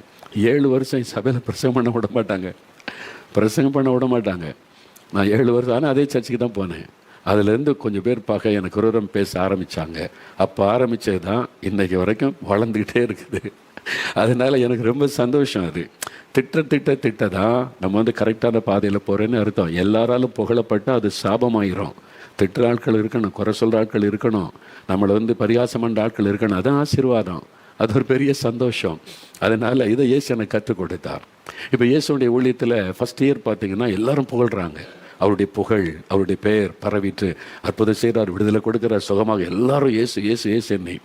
2வது வருஷம் ஆரம்பித்த உடனே எதிர்ப்பு ஆரம்பித்தார். மத தலைவர்கள் பார்த்தாங்க, பொறாம கொண்டாங்க. அதனால் என்ன இயேசு செய்தாலும் குறை சொல்ல ஆரம்பித்தாங்க. அவர் 3வது வருஷம் வரும்போது அந்த எதிர்ப்பு அதிகமாயிற்று. 3வது வருஷம் கடந்த உடனே அவரை கொலை செய்கிற அளவுக்கு எதிர்ப்பு வந்தார். பெருகி கொண்டே இருந்தார். ஊழியம் பெருக பெருக எதிர்ப்பு பெருகும், நிந்தைகள் பரிகாசம் பெருகணும். அப்போ தான் நம்ம இயேசு போல ஊழியம் செய்கிறேன்னு அர்த்தம். என்ன இயேசுக்கு நடந்தது, பவுலுக்கு நடந்தது, இயேசு என்ன கற்றுக் கொடுத்தார். அதற்காக ஆண்டவருக்கு ஸ்தோத்திரம். அப்போது நம்ம அவரோட ஃப்ரெண்ட்ஷிப்பை பழகினா எல்லாத்தையுமே மறந்திருந்து அவர்கிட்ட பேசலாம். ஆண்டவர் இப்படி கேள்விப்படுறேன்னு நான் என்ன செய்யணும். இப்போ அப்படியே ஆண்டு சில பிரச்சனை வரும்போது என்ன பண்ணுறது முடிவெடுக்குன்னு தெரியாது. நான் ஆண்டவர்கிட்ட இப்போ என்ன பண்ணுறது தெரில, ஆண்டவரே கொஞ்ச நாள் அமைதியாரு, ஜஸ்ட் கீப் குவைட், நீ அமைதியாக விட்டுரு, நான் பார்த்துக்கிறேன். அமைதியாக விட்ட உடனே கொஞ்ச நாள் தன்னால் சரியாயிரும் இந்த பிரச்சனை. நான் போய் அதுக்குள்ளே நுழைஞ்சி டீல் பண்ண ஆரம்பித்து பெரிய பிரச்சனை ஆகிருக்கும். ரொம்ப அழகாக நடத்துவார், நல்ல ஒரு சிநேகிதன். ஒரு ஃப்ரெண்டாக இருந்தால் கைட் பண்ணுவாங்கல்ல, என்ன பண்ணுன்னு தெரிலடா அப்படின்னு நினைக்கும் போது சும்மாரு, நீ இப்படி பண்ணு, அமைதியாரு, அது சரியாயிரும் அப்படின்னு சொல்லுவாங்க. பார்த்தீங்களா, அந்த மாதிரி தான் இயேசு நமக்கு ஒரு நல்ல ஃப்ரெண்டாக இருந்து எந்த இக்கட்டிலும் நம்ம என்ன செய்யணும்னு சொல்லுவார். அமைதியாரு, பேசாத, சில சமயம் இப்படி பதில் சொல்லு அப்படின்னு ஆண்டவர் சொல்லி கொடுப்பார். அழகாய் நடத்துவார். அவருடைய ஃப்ரெண்டை மாற உங்களுக்கு விருப்பமா? அப்போ அவர் வந்து அடிக்கடி உங்களை சந்திப்பார். அவர் சந்தித்தா உங்கள்கிட்ட வந்து கதை பேசிக்கிட்டுலாம் இருக்க மாட்டார். ஆத்துமாக்களை குறித்து பேசுவார், தேசத்தை குறித்து பேசுவார், அழிந்து கொண்டிருக்கிற மக்களை குறித்து பேசுவார். அதுதான் அவருடைய இருதயத்தை உடைக்கும். அதுதான் அவர் பேசுவார். அதுக்கு தான் அவருக்கு ஆள் தேவை. அதுக்கு தான் ஆண்டவர் வந்து பேசுவார். நீங்கள் பாருங்கள், சாமுவேல்கிட்ட சின்ன பையனாக இருக்கும்போது தேசத்தில் ஒரு காரியம், என் ஊழியக்காரனை என் வார்த்தைக்கு செவி கொடுக்கல, அந்த பாரத்தை சொல்லுகிறார். சவுல் வந்து நான் ராஜாவாக்கினது துக்கமாக இருக்குது, அந்த வருத்தத்தை கொண்டு வந்து ஆண்டவர் பேசுகிறார். ராத்திரி முழுவதும் சாமுவேல் ஆண்டவரை துக்கப்படுத்தினதை பார்த்துட்டா உங்களால் தூங்க முடியாது. சில சம்பவங்கள் சர்ச்சில் நடக்கிற சில காரியம் செய்தித்தாளில் பார்த்துட்ட உடனே என் இதயத்தில் ஒரு பாரம் வரும். என்னென்ன ஆண்டவர் துக்கப்படுகிறார்னே, தூக்கம் வராது, சாப்பிட முடியாது, நிம்மதியாக இருக்க முடியாது. அது நினைச்சு, ஆண்டவரே உம்முடைய நாம இப்படி சபையில் தூஷிக்கப்படுதே, உம்முடைய உள்ளத்தை காயப்படுத்துகிறாங்களே, என் அழுகையும் கண்ணீரும் தான் வரும். தேவனுடைய பாரம் உங்களுக்குள்ளே வந்துவிடும். அவரை சந்தோஷப்படுத்த வரைக்கும் உங்களால் சும்மா இருக்க முடியாது. அந்த மாதிரி ஒரு அனுபவத்தில் அவர் நடத்துவார். அதுக்கு தான் அவர் சொல்கிறார், நான் எல்லாத்தையும் மனசிலுக்கு எல்லாத்தையும் உங்கள்கிட்ட சொல்கிறேன், இனிமேல் நீங்கள் என்னுடைய சிநேகிதர், பிதா எனக்கு வெளிப்படுத்தின எல்லாத்தையும் நான் உங்களுக்கு சொல்லித்தர்றேன். அது மாதிரி தான் ஆண்டவர் பேசுவார். எல்லாத்தையும் ஒரு நாட்டை குறித்து எல்லாத்தையும் சொல்லி தருவார். ஒரு நாள் நான் பல தேசங்களில் பார்த்துருக்கிறேன். நான் மியான்மர் தேசத்துக்கு போயிருந்த போது ஃபஸ்ட் டைம் போயிருக்கிறேன். 2 நாள் கூட்டம் முடிந்தார். கடைசி நாள் கூட்டம் ராத்திரியில் ஆண்டவர் என்னை உட்கார வச்சு மணிக்கணக்காக 4-5 மணி நேரம் பேசினார். இந்த தேசத்தில் நடக்கிற காரியம், இனி நடக்க போகிற காரியம் எல்லாத்தையும் நான் ஒன்றா நோட் பண்ணி எடுத்து வச்சு ஜெபிக்கிறேன். கொஞ்ச நேரம் அழுது ஜெபம், அப்புறம் ஆண்டவர் பேசுவார். அப்படி ஒவ்வொரு தேசத்தை குறித்து பேசுகிறனால தான் தொடர்ந்து அந்த தேசத்துக்கு போகிறேன். இலங்கை தேசத்தை குறித்து பேசினார். இல்லாட்டினா நான் இதுக்கு போகணும். ஆண்டவர் எதை குறித்து பேசுகிறோம் அது நம்மளை பாதிக்கும். ஆண்டவர் அதை செய்யணுமே, அதுக்காக ஜெபிக்கணுமே, அந்த தேவத்திட்ட நிறைவேறணுமே. என் ஆண்டவர் என்னுடைய தகப்பன், என்னுடைய சிநேகிதர், அவருடைய விருப்பம் நிறைவேறணுமே. அந்த ஆத்திரம் பாரம் இருக்கும். நீங்கள் ஒப்பு கொடுக்குறீங்களா? அவன் டைமை கொடுப்பீங்களா? தூக்க நேரத்தை நீங்கள் கொடுக்க வேண்டியது வரும். ஓகேவா? நீங்கள் அதுக்கு ஆயத்தமாக இருந்தால் அவரோட ஃப்ரெண்ட்ஷிப் வைத்து கொள்ளலாம். ஏன்னா எந்த டைமும் நீங்கள் அவைலபிளாக இருக்கணும். அவர் வந்து பேசும்போது you have to be ready. நீங்கள் ஆயத்தமாக இருக்கணும். இல்லை எனக்கு ரொம்ப பிஸி, நான் தூங்கின ஆண்டவரே, நான் எனக்கு அது இருக்குது இதுக்கு சாக்கு போக சொன்னால் அவர் வேலைக்கு போயிடுவார். ஆனால் நீங்கள் எப்பவும் அவைலபிள், அவருக்கு தான் முதலிடம் கொடுக்கணும். உங்கள் தூக்கத்துக்கோ சாப்பாட்டுக்கோ ஃப்ரெண்ட்ஷிப்புக்கோ சொந்த காரியத்துக்கு இல்லை. உங்களுடைய ஃபேமிலியெல்லாம் 2வது, முதல்ல அவர் தான். அவர் என்ன சொல்கிறார் அதுதான். அதுக்கு நீங்கள் ரெடியாக இருக்கணும். அப்படி ஒப்பு கொடுத்தா அவருக்கு ஃப்ரெண்டாக மாறிடலாம். ஒப்பு கொடுக்குறீங்களா? ஒரு 5 நிமிடம் நம்ம ஜெபிக்க போகிறோம். நான் அவருடைய ஃப்ரெண்டாக மாறணும், இயேசுக்கு ஒரு சிநேகிதனாக இருக்கணும், அவர் என்கிட்ட பேசணும், நான் அவருடைய பாரத்தை சுமந்து அவரோட இணைந்து நான் ஜெபிக்கணும் அப்படின்னு விரும்புகிறீங்களா? அப்படி ஒப்பு கொடுக்குறீங்களா? அப்படியே முடிஞ்ச முழங்கால் படிக்கிடுங்க. சிறு பிள்ளைகள் கூட, வாலிபர்கள் கூட, பெரியவங்க கூட ஒரு 5 நிமிஷம் அந்த ஆண்டவரை பார்த்து சொல்லுங்கள். ஆண்டவரே, உம்முடைய சிநேகிதனாக இருக்க நான் விரும்புகிறேன். உங்கள் பாரத்தை நான் விளங்கி கொண்டு ஜெபிக்க, உம்முடைய பாரத்தை ஷேர் பண்ண விரும்புகிறேன். நீங்கள் என்ன சொன்னாலும் நான் ஜெபம் பண்ணுவேன். அதே சமயத்தில் சீக்கிரட்டை காத்துக்கொள்ளணும். ஆண்டவர் சில ரகசியமானதை பேசினா யாருக்கும் சொல்லக்கூடாது. உங்களுடைய மனைவிக்கு கூட தெரியக்கூடாது. யார் உங்களுக்கு ஆண்டவருக்கு மட்டும். அது மாதிரி சில சீக்கிரட் எனக்கும் இயேசுவுக்கும் உண்டு. அது யாருக்கும் சொல்லுவதில்லை, அவரும் யாருக்கும் சொல்ல மாட்டார். அது உங்களுக்கும் ஆண்டவருக்குள்ள தனிப்பட்ட ஒரு சீக்ரெட். அதை காத்துக்கொள்ள. நீங்கள் பெருமை அடித்து அதை போய் சொல்ல ஆரம்பிச்சிங்கன்னா தேவன் அதன் பிறகு உங்கள்கிட்ட பேசுவதை நிறுத்தி கொள்ளுவார். நீங்கள் அனாவசியமாக பேசக்கூடாது. ஆண்டவர் உங்களை நம்பி உங்கள்கிட்ட சில காரியம் சொன்னால் அது உங்களுக்குள்ளே வைத்துக்கொள்ளணும். எதை சொல்கிறாரோ அதை சொல்லணும், எல்லாத்தையும் சொல்லக்கூடாது. நான் பேசுகிற எல்லாத்தையும் எனக்கு ஆண்டவர் கொடுத்து சொல்லிக் கொடுத்து எல்லாத்தையும் நான் பப்ளிக்காக சொல்லுவதில்லை. அது எனக்கும் ஆண்டவருக்குள்ள சீக்ரெட். எதை சொல்கிறாரோ அதான் நம்மகிட்ட சொல்ல முடியும், எல்லாத்தையும் சொல்ல முடியாது. அதனால் இதையும் காத்துக்கொள்ளணும். அப்படின்னா தான் ஆண்டவர் உங்களோட பேசுவார். ஜெபிக்கிறீங்களா? கண்களை மூடுங்க, அப்படியே ஜெபம் பண்ணுங்க. இயேசுவே, நான் உங்களுடைய நண்பனா சிநேகிதியாக இருக்க விரும்புகிறேன், என்கிட்டையும் பேசுங்க, எனக்கும் அந்த அனுபவத்தை தாங்க. நான் உங்களோட நெருங்கி இருக்கணும் ஆண்டவரே, உங்களுடைய குரலை கேட்கணும், உங்களுடைய முகத்தை நான் தரிசிக்கணும், நீங்கள் பேசுகிறத நான் கேட்கணும், நீங்கள் சொல்கிறதுக்கு நான் ஜெபம் பண்ணணும், நீங்கள் சொல்கிறபடி நான் செய்யணும், நடக்கணும். உங்களுடைய மனதில் இருக்கிற இது எதுனாலும் எனக்கு சொல்லணும், நானும் அதை புரிந்து கொள்ள. எனக்கு அந்த இருதயத்தை தாங்க, எனக்கு அப்படிப்பட்ட ஒரு அனுபவத்தை தாங்க ஆண்டவரே. உடைய சிநேகிதனா நான் இருக்க விரும்புகிறேன், உடைய சிநேகிதியா இருக்க நான் விரும்புகிறேன் ஆண்டவர். நீங்க விரும்புகிறத தான் நான் விரும்பணும், நீங்க சொல்லுகிறத தான் நான் செய்யணும், நீங்க சொல்லுகிற காரியத்துக்கு தான் நான் ஜெபம் பண்ணணும், நீங்க விரும்புகிறபடி நான் நடந்து கொள்ளணும். என்னை ஒப்பு கொடுக்கிறேன் ஆண்டவரை. ஒப்பு கொடுங்க, ஒப்பு கொடுங்க. வாலிப தம்பி, வாலிப மகளே, நீ ஒப்பு கொடு. வாலிப சின்ன பிள்ளைகள் ஒப்பு கொடுங்க. ஆண்டவர் தேடுகிறார். யாராவது எனக்கு சிநேகிதர்களாக இருப்பீங்களா, சிநேகிதியாக இருப்பீங்களா, என் பாரத்தை பகிர்ந்து கொள்ள யாராவது உண்டான்னு தேடுகிறார். நீங்கள் சொல்லுங்கள், ஆண்டவரே நான் இருக்கிற ஆண்டவரே, நீங்கள் என்கிட்ட சொல்லுங்கள். எனக்கு என்ன சொன்னாலும் நான் செய்கிறேன், நீங்கள் என்ன சொன்னாலும் நான் ஜெபிக்கிறேன் ஆண்டவரே. நான் உங்களுக்கு ஃப்ரெண்டாக இருக்க விரும்புகிறேன், ஜெபிக்க ஒப்பு கொடுங்க, ஒப்பு கொடுங்க. அப்போ உங்கள் மேலே ஒரு அபிஷேகம் இறங்கும். அந்த அபிஷேகம் உங்களுக்குள்ளே நிரம்பி விட்டால் உங்களுக்கும் இயேசுக்குள்ள நல்ல ஒரு தொடர்பு உண்டாகிறோம். ஆவியானவர் தான் அதை செய்ய முடியும். இப்போ அந்த அபிஷேகம் இறங்குகிறது. மகனே உன்மேல, மகளே உன்மேல, எனக்கு அருமையான ஊழியர்களே உங்கள் மேலே இந்த அபிஷேகம் இறங்குகிறது. ஆண்டவரே, ஒரு நண்பனுக்குரிய ஒரு ஐக்கியம் எங்களுக்கு உண்டாகட்டும். உங்கள் பாரம் எங்கள் பாரம் மாறட்டும் ஆண்டவரே. உங்க விருப்பம் எங்கள் விருப்பம் மாறட்டும் ஆண்டவரே. நீங்க விரும்புகிறத தான் நான் விரும்பணும் ஆண்டவரே. உங்க பாரம் தான் என் பாரமா இருக்கணும் ஆண்டவரே. நீங்க என்ன நினைச்சாலும் என்கிட்ட வந்து பேசலாம், சொல்லலாம். அந்த பாரத்தை நான் விளங்கி கொண்டு ஜெபிக்கணும். என்னை ஒப்பு கொடுக்கிறேன், ஒப்பு கொடுக்கிறேன், நேரத்தை ஒப்பு கொடுக்கிறேன். என்னுடைய எதை தியாகம் பண்ணி சொன்னாலும் நான் ஆயத்தமா இருக்கிறேன். நான் உங்களோட ஒரு நண்பனா இருக்கணும், ஒரு சிநேகிதியா இருக்கணும் ஆண்டவரே. என்னை ஒப்பு கொடுக்கிறேன். ஜெபிக்கிற ஒவ்வொரு மகன் மீதும் இந்த அபிஷேகம் இறங்கட்டும். இந்த மகள் மேல் அந்த அபிஷேகம் இறங்கட்டும். இந்த ஊழியக்காரர் மேல் அந்த அபிஷேகம் இறங்கட்டும். அந்த அபிஷேகம் ஒவ்வொருவர் மேலும் இறங்கட்டும் ஆண்டவரே. இந்த சின்ன பிள்ளைகள் மேல அந்த அபிஷேகம் இறங்கட்டும். உம்முடைய குரலை கேட்கிற, உம்முடைய சத்தத்தை கேட்டு ஜெபிக்கிற, உம்முடைய சத்தத்தை கேட்டு செயல்படுகிற அந்த அபிஷேகம் இறங்கட்டும். உம்முடைய சிநேகிதர்களாய் மாற்றும் ஆண்டவரை. எழுப்பும், எழுப்பும் உடைய சிநேகிதர்களாக அநேகரை தெரிந்து கொண்டு அவளை எழுப்பும். அதற்காக நான் ஜெபிக்கிறேன், ஜெபிக்கிறேன். நான் உம்முடைய சிநேகிதனாய் எப்பொழுதுமே இருக்க விரும்புகிறேன் ஆண்டவரே. ஜெபிக்கிற அப்படிப்பட்ட இந்த பிள்ளைகள் மேல் அந்த அபிஷேகம் இறங்கட்டும், இறங்கட்டும், இறங்கட்டும். நிரப்பங்க. அந்த அபிஷேகத்தை கொடுத்து அவங்களை பலப்படுத்துங்க. உம்மை ஆண்டவரை தரிசிக்கிற கண்களை கொடுங்க. உம்முடைய குரலை கேட்கிற அந்த செவிகளை கொடுங்க ஆண்டவரை. உம்முடைய கரத்தில் நான் ஒப்பு கொடுக்கிறேன், ஒப்பு கொடுக்கிறேன். ஒவ்வொருவரையும் ஒப்பு கொடுக்கிறேன். ஒவ்வொரு வீட்டிலும் உம்முடைய சிநேகிதர்கள் எழும்பட்டும். உம்முடைய பாரத்தை விளங்கி கொண்டு ஜெபிக்கிறவர்கள் மோசையை போல திறப்பில் நின்று ஜெபிக்கிறவர்கள் ஆண்டு போல நீர் சொல்லுகிறது எல்லாம் செயல்படுத்துகிறவர்கள் எழும்பட்டும் ஆண்டவரே. ஆண்டவர் அப்படி செய்கிறதற்காய் நன்றி. அந்த அபிஷேகத்தை ஊற்றுகிறதற்காய் நன்றி. இன்று முதல் அந்த அனுபவத்தை அநேகருக்கு நீர் கொடுக்கிறதற்காய் நன்றி. உம்முடைய சிநேகிதர்கள், சிநேகிதிகள் என்கிற ஒரு அனுபவத்தில் வளரும்படி உதவி செய்யும் கிருபை தாரும் ஆண்டவரே. நீர் அப்படி செய்துவிட்டதற்காக ஸ்தோத்திரம், ஸ்தோத்திரம், ஸ்தோத்திரம், ஸ்தோத்திரம். இந்த அனுபவத்தை எங்களுக்கு தந்ததற்காக நன்றி. அநேகருக்கு நீர் கொடுத்ததற்காக நன்றி. உமக்கு ஸ்தோத்திரம். இயேசு கிறிஸ்துவின் நாமத்தில் ஜெபிக்கிறோம் பிதாவே. ஆமேன், ஆமேன். என் ஆத்மாவே கர்த்தரை சோஸ்திரி, என் முழு உள்ளமே அவருடைய பரிசுத்தமுள்ள நாமத்தை சோஸ்திரி. என் ஆத்மாவே கர்த்தரை சோஸ்திரி, அவர் செய்த சகல உபகாரங்களை மறவாதே. ஆமேன், ஆமேன்.